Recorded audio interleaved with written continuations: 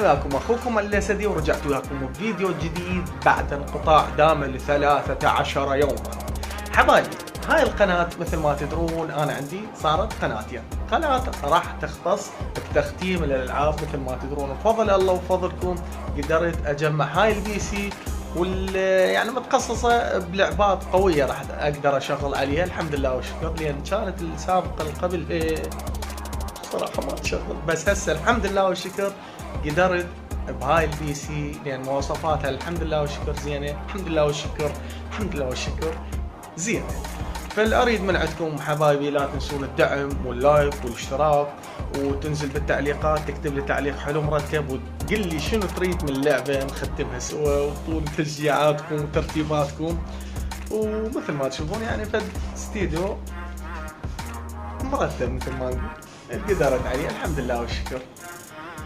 فحبايبي مثل ما قلت لكم قناة هاي هسه جاي شاهدني من عندها قناة علي بازر تتخصص بحياتي اليومية، اروح سفان امثل ارتب انت ما عليك، بس المهم تابعني وتكتب لي بالتعليقات شنو رايك.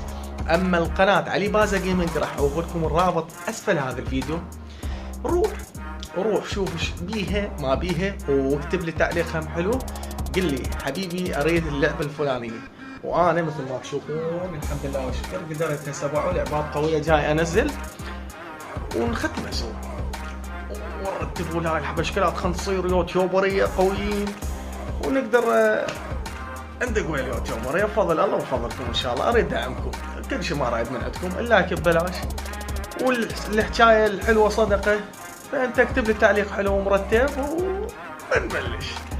فاشوفكم بفيديو جاي واريد تعليقات حلوه ومرتبه مو سلبيه ايجابيه. اشوفكم على خير، اخوكم علي الاسدي من قناه علي بازر. جود باي.